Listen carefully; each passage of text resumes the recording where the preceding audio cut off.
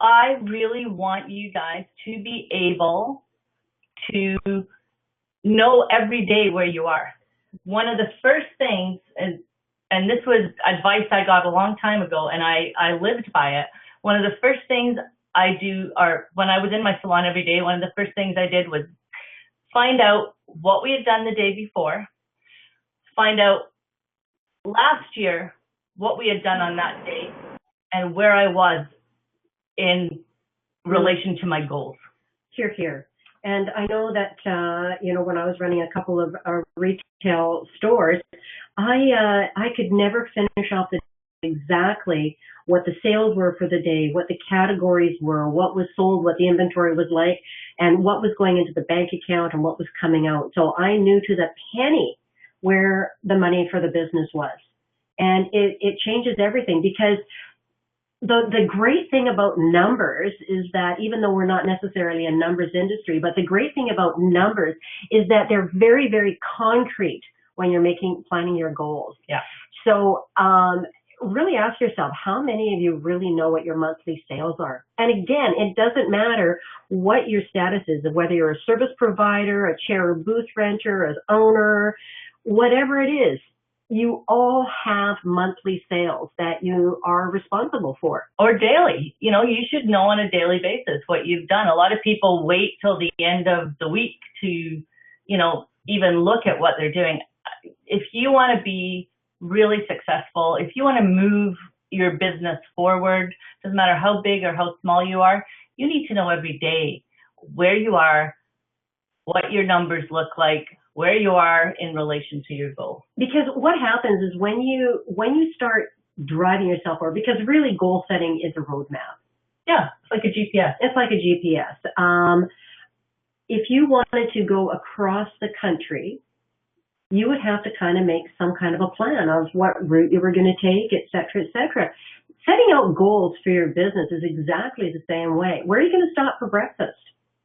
Where are you going to stop for lunch? Where are you going to overnight? Right? Yeah, it's true. It's just, it's a GPS for your business. Right. Exactly. Now, however, in talking about goals, it is really, really important how you actually do it. Now, I know this sounds like it's maybe over the top, but there's a reason why we want you to do all these things, because these are proven methods. Just like Catherine said earlier, the 2% who actually write down their goals are infinitely more likely to be successful than those that don't. So if you want to be in the, you guys pay attention, and this is very, very important. First of all, your goals need to be written down, and they need to be written in the positive. And here's why.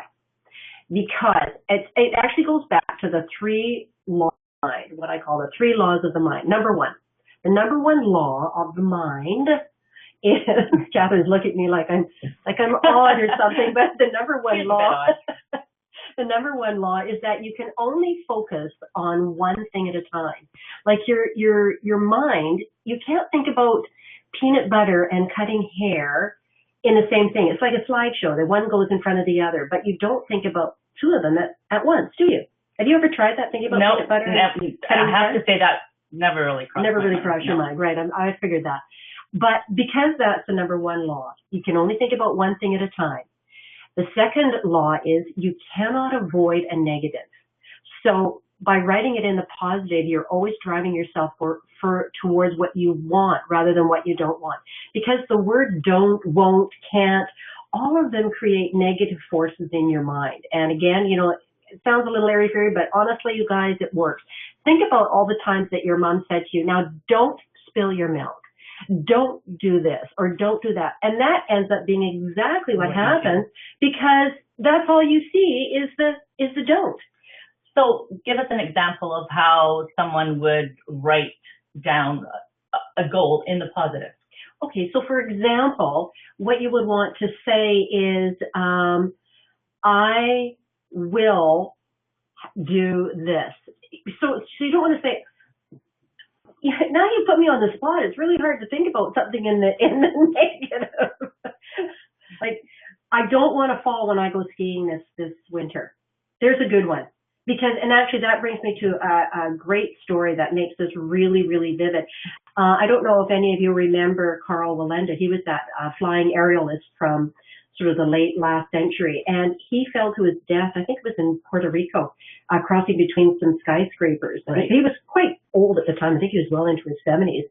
And afterward, they asked his wife, well, you know, why did he fall? And she said, well, you know, the only thing that he really did differently this time was he always used to talk about what he was going to do when he got to the other side.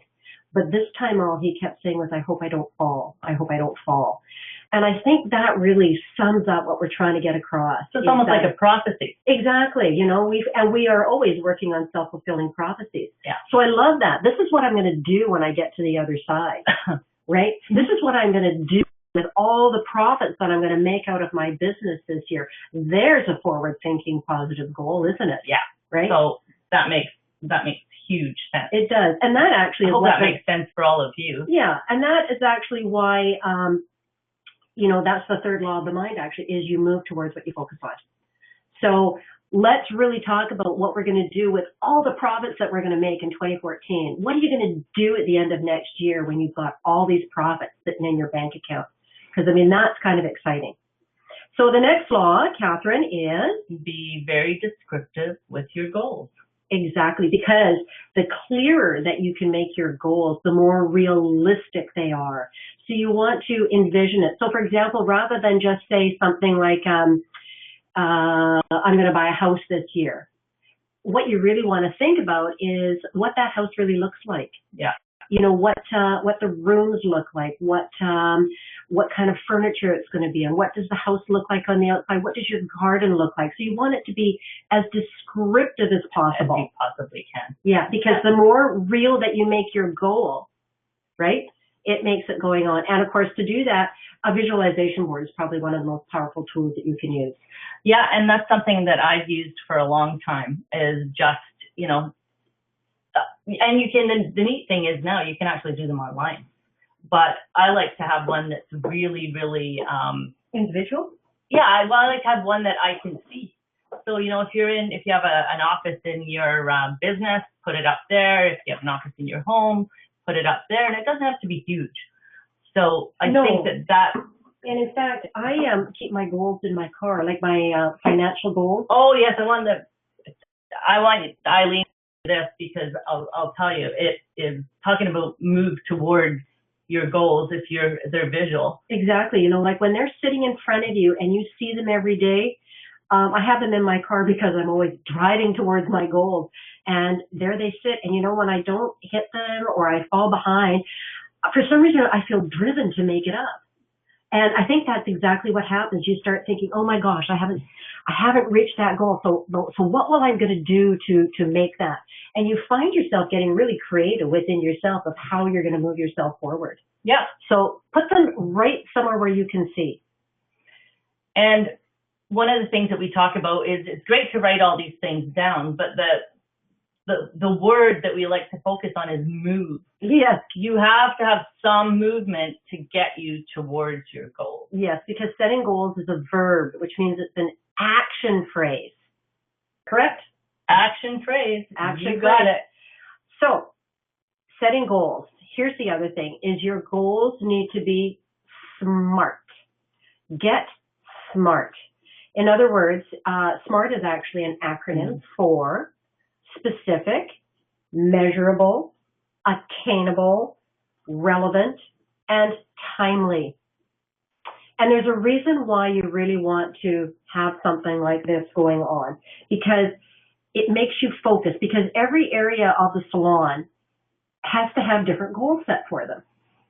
Right? Oh, absolutely. Like you have your physical plant, you have the building itself, you have, you know, it's really easy to work on your financial goals because those are numbers and you can see them. But you also need to take a look around and determine, is this the year that we need to replace chairs or dryers or facial beds or whatever it is. I mean, I know you and your salon, you guys continually work at improving. You have everything set out every year, what needs to be done this year or the year after, and then you plan your funds towards that. So it's really, really important to take a look around at the whole salon.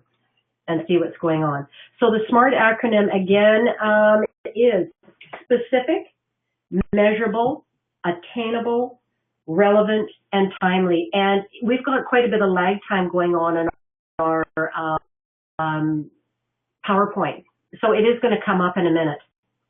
Yeah, you will be able to see it. Right. So let me give you a quick synopsis on what these things are. Specific means that your goal needs to be pinpointed rather than general, right? So we want a specific aim. You want to get it, like we were talking about with the house, you want it to be very, very, very specific of exactly what it is that you want to attain.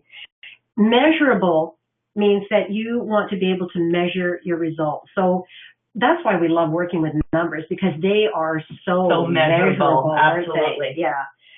Attainable means that, of course, that it is a goal that you're going to be able to attain. I want to have $1 million salon, but if you're only doing $200,000 or $300,000 in a year, your chances of getting to $1 million next year are minimal. It might be a 3 or 4 year goal for you. So you want them to be attainable, because when you attain your goals, you feel so good about it. And the last thing is relevant. Your goals need to be relevant to the area of concern that you're working on. Like we were saying about your physical plant, the salon or spa itself, right? Oh, for sure. I mean, you have to, be really focused on what it is that, exactly what you're working on and how you're going to get there.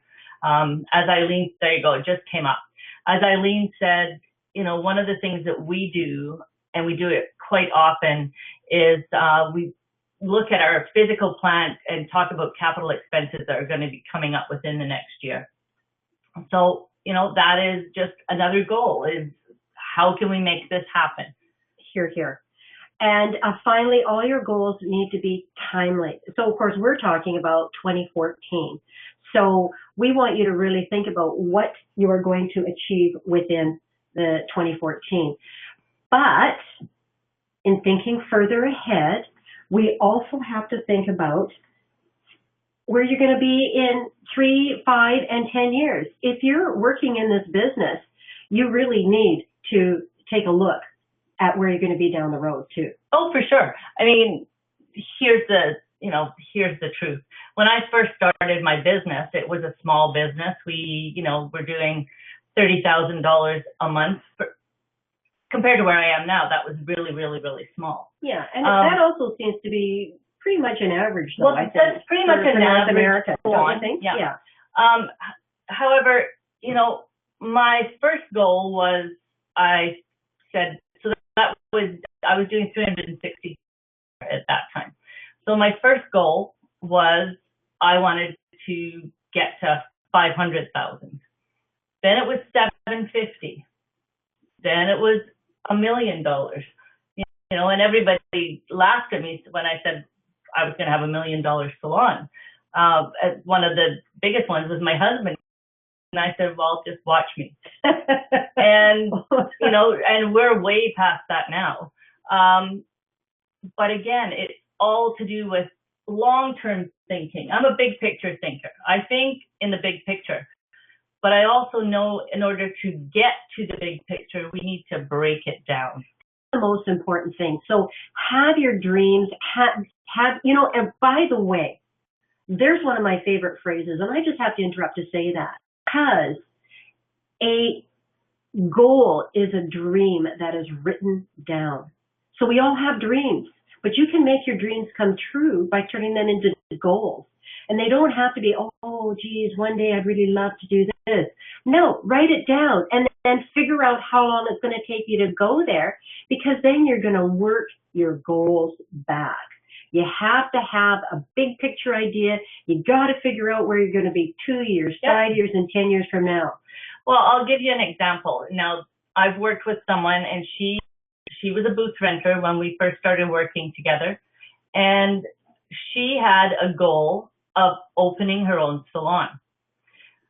And she kept that goal in mind, and today she has gone from being a booth renter, she's added on somebody else, She hired somebody to work with her. Now she has her own salon and she has staff that work for her. But you know what? She had the big picture goal, but we broke it back down and worked on the small goals that were going to get her to the bigger picture. You know, and even today, you can't rest on your laurels. Just because you have the salon doesn't mean you can rest on your laurels. You constantly have to be moving it forward. Here. And how do you achieve a goal? It's kind of like eating an elephant. One bite at a time. Okay, so we want you to think long term, but then you have to go back to your short-term goals, because it's your short-term goals that are going to build into the long-term stretch. Yeah. So it's easy enough to say, okay, so actually, Catherine, I got to interrupt here, because I also think in a way your planning in your exit strategy is a long-term goal. Right? Oh, absolutely. So if you've just bought a salon or just built a salon, you also want to think about how you are going to get out of your business 20, 30, whatever, however many years down the road. That is a really long-term goal. But in the end, that is true. Why would you want to work and sweat your whole life on this business without having retirement and a plan for the end of it? So yes, it's a long-term goal, but we need to think long-term, and then we have to bring it back into more short-term bites, right? And I really believe that in order to move us towards those long-term goals, we have to work it back to the smallest common denominator. Here. And whether it's for yourself, whether it's for your staff, I believe that bringing it back and breaking it down to the smallest common denominator moves you forward faster. It does. Because it doesn't seem so overwhelming. Exactly. You know, when you can think, okay, so say, you know, we're working on $1 million business, and you think, okay, really that's 3 years out. Okay, so that means if I want to do $1 million, you know, by the end of, say, 2015, that means by the end of 2014, I have to have achieved this. That means by the middle of this year, I have to be able to do this. So do you see what we're saying is that you have to work it back so that you know when you get to work on January the 2nd, you know exactly what you have to do to move you forward into the future. And we have a little bit of an example of that in the next slide. Here we go. So V Salon. V is for Vagaro. Shall we sing the song? No. So they're currently doing $20,000 per month, and they would like to increase their sales by $5,000 per month. Now, remember, if you're a booth renter listening to this, you can take that down to, you know, I'm currently doing $5,000 a month, and I would love to do $750 or $75, right? I would love to do, you know, another $500 more than that. So how do I do that? So again, just the basics. So their V Salon is open 20 days per month. From that, their sales need to increase by $250 per day. But that's not good enough. I want to break it down even further. So there are 4 service providers. So I know that each service provider needs to bring in an extra $62.50 per day. I want to break it down even more. That means $50 in service and $12.50 in retail is what I would like to see. Where did I get those numbers? I was just going to ask you. Because I know that in order for a business to be profitable, you need to be doing 20% retail to service ratio. Here. Remember that, people, 20% minimum. So I want to see them doing $50 in service and $12.50 in retail. That will give me my ratio of the 20% retail to service. So does that make sense to everyone? It's critical that we break it down to the smallest common denominator. If I say to somebody, you know, well, we need to increase our sales by $250 a day, they might be thinking, well, that's great. You know, that seems like a lot. Yeah. or it doesn't seem like a lot, but then when you break it down individually for them, that's how it should look. If you're a booth renter, please know that you just do the same math based on what your numbers that you want to have. But it's critical, and so we need to know every day what we've done. Here. For the day. Exactly, because that, again, talking about what we were saying with goal setting, is it drives us forward. Yeah. So, and the next slide, and it'll take a few seconds to come up, but it is the way that I grew my business from a small business to a multi-million-dollar company. And obviously it's not the only way, but it was what started me on my goal to understanding my numbers, understanding that every single day I needed to move it forward. And I call it the calendar method. And here's the beauty of the calendar method. It's like tracking your numbers on a daily basis. It's so visual. And this is such a visual industry that when you see the reality of this is there's no computers involved. There's nothing, just a simple calendar. And I wish it would come up on the screen so everybody could see it. It will come up in a minute. There's a question here, and we are going to. So what is the average growth of salons today? Need to set a good expectation for myself, I think is what you mean. And thanks, Vicki. Yeah. And Vicki, I think the average is under 10% right now, but we don't want you to be average. Yeah, we want you to outside the box. If you set 15% for yourself, then it's above average. I always like to go for above average. You may not hit it coming out of the gate, but with this method, and I put a calendar up to show you what this would look like. So basically, Salon B's daily goal is $1,250. Service is $1,000. Retail is $250. That's what we want to see coming from. By the way, that's not just their all their new revenues, right? Yeah, including their growth, their goal growth.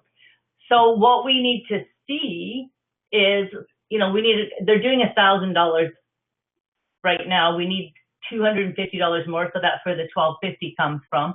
So every day that they're open, and this is how I grew my business. I had a calendar up in my office, and that is how I looked at my business every day. And most of the salons I've worked with, I have implemented this, and it's been really interesting to see, because initially they don't see a lot of these. Every time you hit your goal, you use a colored marker. So you'll see the yellows are where they hit their goal. The red is where they hit the daily goal. Yeah, they hit the daily goal or exceeded the daily goal. So slowly but surely, you can move your salon forward. And it's a visual, so you can start to see. And I have had salons that I've worked with that, for the first month never hit their goal. Yeah. And then all of a sudden. And then, the next time I would go back, they would say, oh my God, look what happened to our calendar. And you would see that they would have more of the colored markers. Again, it's visual. We're visual people. We need to keep it in front of us. Exactly. And then what happens is that you'll find that, 3 months of hitting your goals regularly, then you move it up. You don't stay the same. You move it up. When you see more color than blank space or whatever, you move up your goals. You move forward. Yeah. Vicki was just saying she wanted to do 30%. There's nothing wrong with setting a 30% increase. Absolutely not. You go for what it is that you feel you can attain. Again, as I said, you may start out slowly and not be hitting the numbers. Remember, I always like to say, we're talking about, you can, maybe by the end of the year, you want to have 30%. You might want to start with 15. Yeah. Hit the 15, move it up to 25, move it up to 30. Yeah. So that you're not, because the one thing I hate to see is when people are demotivated. Yeah. So start, give yourself in the first quarter that 10 or 15% growth. See how you do through the end of March. And then when you see yourself hitting it, and you will be amazed how much this calendar drives you forward. And then at the end of March, say, oh, right, first quarter, fantastic. Let's up it another 5% and surprise yourself. Surprise yourself. So we hope you all really, really like this. Now, look, to get there, though, we really need to give you some ideas on how to truly move your business forward, because it's all well and good to say, oh, let's go out and just increase our business by 25 or 30%. But we also have to plan how we're going to do that. For sure. Right? So if you're a booth renter or a chair renter, yeah, you can. If you have a booth rental salon, you can double shift your stations. I know that a lot of people don't do that. I think that that's one way to definitely, maximize the potential of your income. I think it's huge.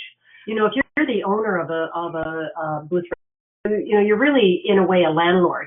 So you have to really think about how you're going to maximize the amount of income and revenues that you're getting within your salon. So double shifting is a fantastic idea, because often there's lots of salons that are open 7 days a week, some are open 5 days a week or whatever, but there's lots of service providers who only want to be working, 2 or 3 days a week or so many hours or whatever. So this is just a great way to make your stations work for you. And in another upcoming webinar, we'll talk about productivity and, what you can do to attain better productivity. I think it's something that hampers all of us. So double shifting stations is one way. Looking at the retail structure within your business, I think, is another one. And I'm not going to take too long on this, because we are going to do a webinar for booth rental salons where we can actually interact and talk about some of the strategies that we can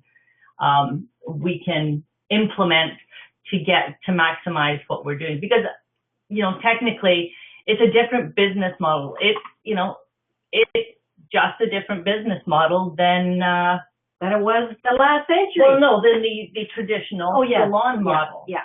So, you're a landlord, and you should still, as a landlord, what are you looking for? Positive cash flow. Absolutely. We're no different than any other business owner, right? Correct. And I think retail, by the way, you guys, I think our next webinar on January the 13th is going to cover retail. So I hope you'll all slide in for that one, because it's going to be really important.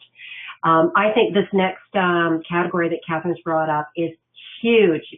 Again, looking at a new way to bring money and create a boutique area. And I think you've done this really well in your salon, haven't you? Yes, we have done it very well in our salon. We created a boutique area for our guests, because they come, they mill around, they're there for a bit, and we wanted to give them something else to look at.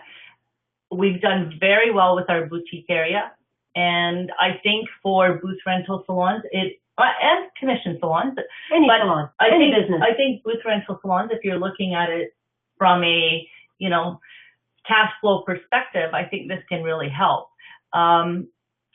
So I believe that that's an area that should be exploited as well. For sure. And I just have to mention that Catherine and I were out calling on salons and popped into a hardware store to find something. And at the counter, they had these fabulous little wallets in a hardware store that were actually phone chargers that we ended up buying for ourselves. But it really brought home the whole concept of, here's a hardware store with like a ladies' item at the counter. So, why can't we take advantage of that whole concept of having something a little bit different in our salon that's going to capture and our clients' imagination? Yeah. And it was an $80 item, and we were buying small things. We walked up to the counter. We were going to buy something small, like a scarf or something. We both ended up walking out of there having spent $160. Yeah. because that was sitting right at the counter. Exactly. So great idea. There's actually a couple questions coming in, and we're going to get back to that in a second because there's just a bit more information that Catherine and I want to get out to you before we answer a couple of the questions sitting here. So we've talked a bit about the booth renter salons, but let's talk about business building strategies in general. Probably the number one business building strategies is services. Yes, it's my favorite. Yes, it is.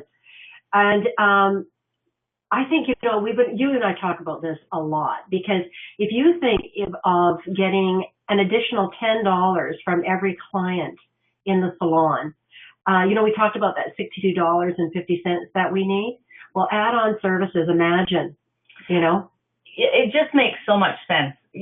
So many of us are running out there trying to find new clients, constantly trying to get new clients in the door, which is fine. It's great to have new clients coming in the door. But if we really stopped and honed in on the clients that we already have walking through our door, getting them to spend a little bit more money with us, then we could probably reach our goals. That, you break that down. If you have, let's say you have 100 clients.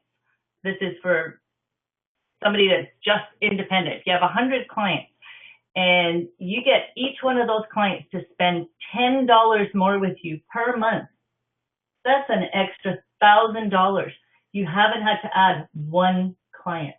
Exactly. I mean, isn't that powerful? And add-on services, or, the thing is that, of course, my favorite add-on is McDonald's. Do you want fries with that? Yeah. Do you know 30% of people actually take the add-on? That means that 3 out of 10 clients that come into your salon are going to say yes. Yeah. 7 will say no, but 3 will say yes. But here's the big thing. If you don't ask, you don't get. Here. Do you want fries with that? Not today, thank you. Supersize me. But add-on services, number one, because you already have those people walking through your door. Think about what it is that you can add on. Exactly. So, big one.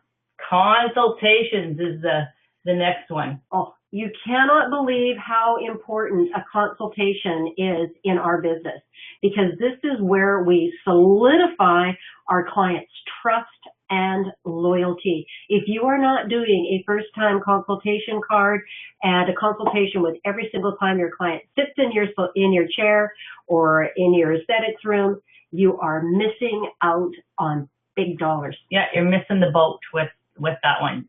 And we talked about that last time in our last webinar, because I really believe it is where all of the foundation of everything that happens with the visit begins. Here. Let's get them loyal. Of course, retail, which is my baby. Passion, yeah, it's my absolute passion, because I believe that retail is just one of the most important business building strategies that we have, because it's not about the product. It's about the loyalty of the client to us when they're buying retail from us. And again, we're going to go into this really in depth on the 13th of January. So we hope you'll come back for that, because it's a really, really big topic. And it's one that I know that most of you want to try and avoid. But honestly, if you want to build your business, retail is a surefire way to get there. Yes, it is absolutely. As a salon owner, it is where my profit lives. You got it. All those extras. Yeah. Sitting in retail. It is absolutely where my profit lives. Yeah. So you must, think that it's a great business building strategy. And the unfortunate thing is the industry average is under 10%. I was going to say, do you even want to tell them what the industry average is? Because it's so scary. It's under 10%, and we're saying that it should be 20. It has to be 20. And if you can get it to 30, well, we want to kiss you. My own salon this Christmas, or in December up till now, I just looked at our numbers yesterday. We're sitting at 35% retail to service. That's fantastic. And actually another one of our salons that we work with here in town, they were saying that they hit 34% which is just so fantastic. Yeah, and, well, we hit 34.9%, but I'm well, going to yeah, say beat them. 35. So, but it does add up. You're right, Elizabeth. Retail is what creates the money to get a great experience. You got it. Retention. And is this not your favorite phrase? Go for it. Retention is the new acquisition. Here, people. You must know your numbers. Like whether you're a booth renter, whether you're a stylist, whether you're an owner, please understand that you must know how you're retaining your clients. And that's the one thing with Vagaro, you can pull those numbers up very easily. At the beginning of every month, you just go in, you pull up a report, a retention report, and it will tell you if you haven't seen people. So that you want to know who has not been back, because then you can reach out and touch them and invite them to come back. Again, another way to use your Vagaro system. Absolutely. Holy smoly, so much easier, isn't well, it? There's just so many ways you can use it for all of these business building strategies. I mean, you can use your Vagaro system for all of them. You can incorporate it, whether it be to send out notices to clients, whether it be to, do a promotion for add-on services, a retail promotion. First time cards, whatever, right? Yeah. Collecting notes, all of it. And Elizabeth, with Vagaro, retention is not working very well with me. Any help there? Yes, we can see if we can figure out. We won't do it on this call, but I will see if I can get somebody to touch base with you and see what's not working for you. That sounds good. Okay. And last but not least, it's not the last one. Nope. Referrals. How do you build your business? Ask people to send you their friends. Referrals has got to be word of mouth advertising is still the number one way that we build our business. Well, I want to point something out to us. There's a lot of business being done on the internet these days. Yes, there is. But you know what? You cannot get your services done online. No, you can't. No, you can't. So we have a very, very interesting industry because we're hands-on. You have to come to us to get it done, right? And here's the thing: if you have clients that love you, the one thing they will absolutely want to do for you is if you ask them for help. We would love it if you could help us. We would love it if you could hand out referral cards for us to your friends so that we can, we're still building our business. Don't be afraid to say that. We're still building our business. We would love it if you could hand out some referral cards, and of course we will reward you at the same time. I'm hoping you all have referral programs. I think it is phenomenal. Vicky asks, what's the best way to reward people for referrals? Well, what we do in our business, it's 2020. So we give them cards, and usually I like to say give them 5 cards, and for every card that comes back that client has sent out, they get $20. So basically I'm handing them $100 in free services. Exactly. when I hand them those 5 cards. Now they're friends that come in for the first time. We have to offer an incentive to get them to come through our door. So we offer them $20 to try out our services. It costs us $40 to get a new client, basically. But I know that the industry average right now is somewhere in the $80 range to $80 to $100 to get a new client through the door. So $40 is cheap. It is cheap. It is a cheap way of getting new clients. And the beauty of referrals is that they come almost as if they know you because they've been referred by a trusted friend. They're predisposed to like you already. They are predisposed to like you already. Yeah. And then this one is the last one, of course, is March, which is something that is sadly lacking in our industry, but I really believe that if you start taking a look at the Vagaro systems even, you can get cracking on a really good marketing program for your salons. Because if you're not marketing, you're not doing business. No, because your business is marketing. Exactly. That is what your business is. It's marketing. And I'll just tell you, I think it was Elizabeth that said, discounts are a touchy subject. I will tell you, I'm not one to discount as in a Groupon discount, but I believe in our salons, there's many things we can do. And so, for instance, this Christmas, at the beginning of the month, our sales were lagging behind where we were last year. And I had happened to be out at one of the big book retailers for their Black Friday sale. And one of the things that they did was buy 3, get 1 free. So I went out and I was only going to buy 2 items, but then I, thought, well, I'm going to buy a 3rd item, right? Because I'm going to get something free. Yeah. So I did, came back and I was thinking about it and I thought, that's brilliant. I'm going to use that for my own business. So I phoned my shareholders and said, we should do this promotion. So for 2 days on, I think it was the 13th and 14th of December, we had buy 3, get 1 of equal or lesser value free of anything, including gift cards, right? Including gift cards. So they could buy 3 gift cards, get 1 free. I will tell you, I think it's what propelled us to do better than last year. That weekend was crazy. It was incredible what we did. That's phenomenal. And what a great idea. But again, it goes back to marketing. And I'm not afraid to give something out, give to get. I'm not afraid to give to get. Because, we've got to really think, when we're talking about goals, we've got to think long term. We don't just think about a client being in our building once. We think about what that client is going to bring us throughout the entire year. Yeah, it's called lifetime value of a client. You have to think if you have a client, if they're a color client or a facial client, they can spend $1,000 a year with you. Correct? If you have them for 5 years, that's $5,000. Exactly. So don't be afraid to give a little to get. Exactly. It ends up being cheaper in the long run. Yeah, if you absolutely out and out discount, but I believe in value adding some of your services together. I don't like to see discounting, so to speak. No. But there's a difference between sort of value adding coupons and discounting. It just gives it a different flavor and it appears differently and the client hears it differently in their head. Yeah. Yeah. There's so many things that you can do.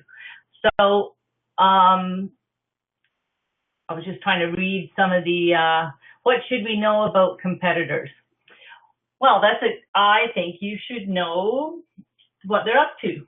Absolutely. I think that you should be proactive as opposed to reactive, right? So, first of all, I truly believe that the worst thing you can do is phone around to find out what everybody else is charging before you determine your own pricing. I think that's shooting yourself in the head because their rents could be different. There's just so many different things. So we have to work individually, but be aware of what is going on in the marketplace. Because here's the motto for the year, you guys. Dare to be different. Yeah, dare to be different. And I have always looked at myself as my biggest competition. Here. That's a great line. I have always looked at myself as my biggest competition.